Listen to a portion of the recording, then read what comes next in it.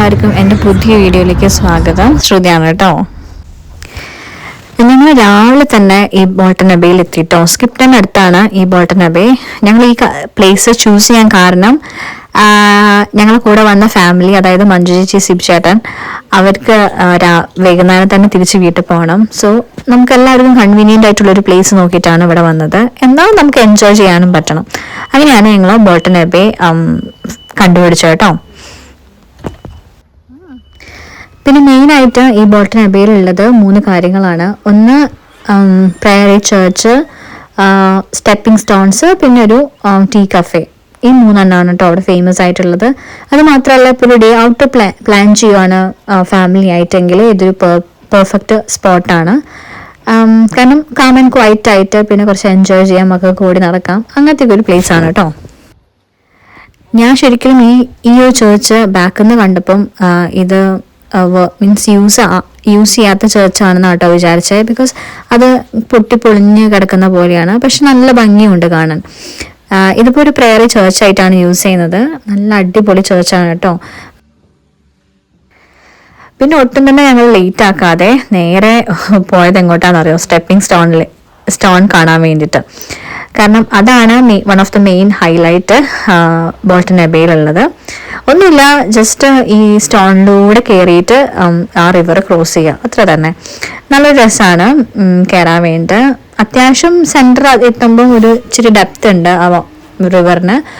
But still എല്ലാവർക്കും cross ചെയ്യാൻ പറ്റുന്ന കേട്ടോ. ഒരു ഫണ്ണായിട്ട് എടുക്കുക, അത്ര തന്നെ. നമ്മൾ ശരിക്കും ഈ ഒരു ഭാഗത്ത് എത്തിയപ്പോഴാണ് നല്ല മഴ പെയ്തത്. പിന്നെ എന്തായാലും വന്നില്ലേ, നമുക്ക് കണ്ട് ഒന്ന് ആസ്വദിക്കാതെ പോകണത് ശരിയല്ലല്ലോ. പിന്നെ കുറച്ച് കഴിഞ്ഞപ്പോൾ തന്നെ മഴ ഒന്ന് നിന്നു കേട്ടോ. അപ്പം സാത്വിക്കിൻ്റെ ഒരു ഏജ് ആയി കഴിഞ്ഞാലുള്ള ഗുണം എന്താണെന്നറിയോ?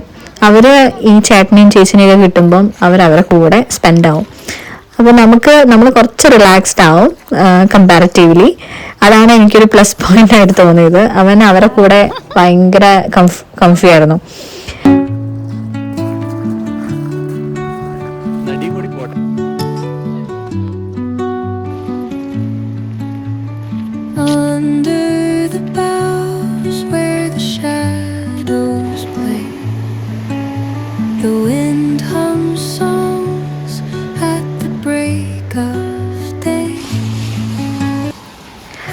അങ്ങനെ അതൊക്കെ കണ്ടു ഞങ്ങൾ തിരിച്ച് കാർ പാർക്കിങ്ങിൻ്റെ അടുത്തേക്ക് എത്തിയിട്ടോ. ശരിക്കും പറഞ്ഞാൽ ഈ നടത്തം, ഈ മഴയൊക്കെ ആയിട്ട് സാൻവിക്ക് ഭയങ്കര ടയേർഡായിട്ടുണ്ടായിരുന്നു.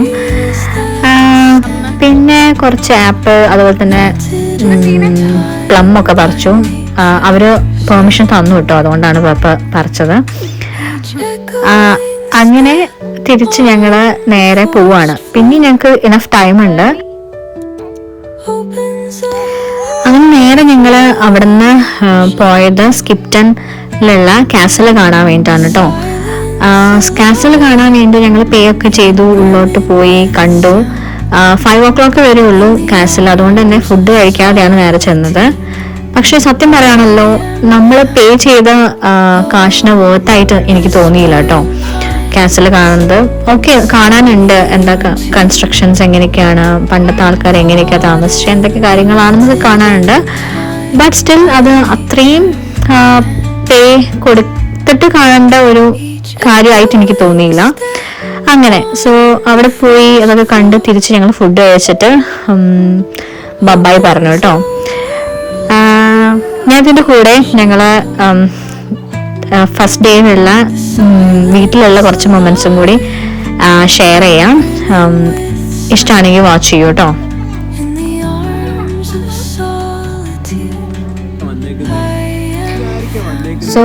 ഞാൻ ശരിക്കും അവർക്ക് ഈവനിങ്ങിൽ പ്രിപ്പയർ ചെയ്ത് വെച്ച എന്താണെന്ന് വെച്ചാൽ മന്തിയാണ് കേട്ടോ. മന്തി എനിക്ക് ഉണ്ടാക്കണമെന്ന് അറിയില്ല, പക്ഷേ യൂട്യൂബൊക്കെ നോക്കി എങ്ങനെയൊക്കെയോ മന്തി അതുപോലെ തന്നെ ചിക്കനൊക്കെ ഉണ്ടാക്കി. എനിക്ക് തോന്നുന്നു അവർക്ക് ഇഷ്ടപ്പെട്ടു എന്ന്. അങ്ങനെ കുറച്ച് നേരം എല്ലാവരും സംസാരിച്ചൊക്കെ ഇരുന്ന് നല്ലൊരു മൂവിയൊക്കെ കണ്ട് അങ്ങനെയാട്ടോ അവരുടെ ഫിനിഷ് ചെയ്തത്. പിന്നെ ഇതിൽ എക്സൈറ്റിംഗ് ആയിട്ടുള്ളൊരു കാര്യം എന്താണെന്ന് വെച്ചിട്ടുണ്ടെങ്കിൽ, മഞ്ജു ചേച്ചിയും സിബ് ചേട്ടനും ഗിഫ്റ്റ് ചെയ്തത് ഒരു ഫ്ലവർ പോട്ടായിരുന്നു. അതുപോലെ തന്നെ എനിക്ക് കുക്കിംഗ് ഒക്കെ ചെയ്യാൻ വേണ്ടിയിട്ട് അവരൊരു പാൻ, എഗ്ഗ് സംതിങ്, എഗ്ഗൊക്കെ മീൻസ് എല്ലാം ചെയ്യാൻ പറ്റുന്ന ഒരു ടൈപ്പ് ഓഫ് ഒരു പാനാണ്. അത് ഗിഫ്റ്റ് ചെയ്തു. പിന്നെ ചോക്ലേറ്റ് ഗിഫ്റ്റ് ചെയ്തു. അത് മാത്രമല്ല നല്ല കപ്പും സോസറും ഗിഫ്റ്റ് ചെയ്തു കേട്ടോ. So once again thank you. So അത്രയേ ഉള്ളൂ. Thanks for watching my video. Bye bye, see U.